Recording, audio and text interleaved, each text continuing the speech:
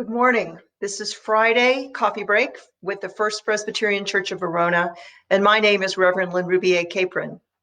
Today, I want to talk to you about what's come out of all of this. Is it okay to say something good has come out of this? I think so. There are good things that are happening. And the one that I have in mind is an adjustment of something that the church has been doing for centuries. You know, you go to church and you say some words and phrases every Sunday, and it kind of feels like, and you just kind of say it, and you're sitting in your pews. And if you have a traditional worship service like the one at First Presbyterian Church, it can be the same phrases every week, or you sing the same hymns kind of over and over again, and it doesn't feel like that big of a deal.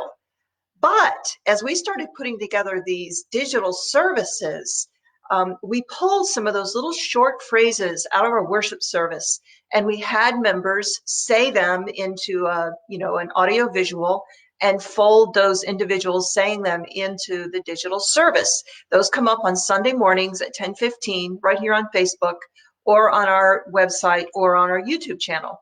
And our digital team puts those together into proclamations. And what used to be kind of ordinary and something you said with a whole bunch of people at the same time has now become spectacular. Some examples are God is good all the time. All the time, God is good. You know, we say that together as a congregation. The children say it, and then the adults say it, and then the children say it, and the adults say it. And it's we say that.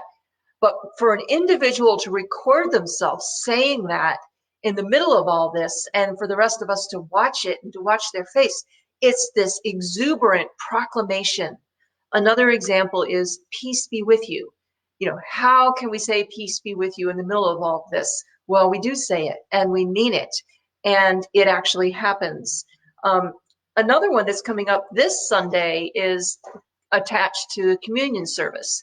Christ has died, Christ is risen, Christ will come again, and some other phrases from our communion liturgy. So I am calling these acts proclamations, and they serve a similar purpose to what my mother used to do. She would occasionally endure bouts of depression, and one of the worst ones, she was laying on the sofa doing the best she could, and she found this TV show that began every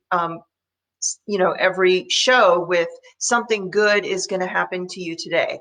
And she said that was her lifeline, that she sort of hung on to that and proclaimed it for herself every day, and it gave her a way out of that particular season of difficulty. So I think these proclamations are really important. And the question that I have for you is, what is your proclamation today? Maybe it's something that used to be kind of ho-hum that you would say in your worship service, and now it really has meaning. Maybe it's a hymn. My grandmother used to walk around the house, humming to herself lines from hymns. She went to church every Sunday, but her husband died when she was 50 years old, and she lived until she was 80. She was always a mentor for me. I was one of her favorites, to be honest. And so it was easy for me to look to her as a model of faithfulness. And so she never, got in people's faces with her proclamation. She just embraced it in her own body with her singing, her humming of these hymns. And so every single day she proclaimed God in that way. My proclamation for today is the joy of seeing my church members saying these proclamations and embracing them. I'm claiming that as a gift that God has given to me, and it's going to keep me doing my work today with joy in the middle of all of this. And so may God be with you as you find your proclamation of faith for today.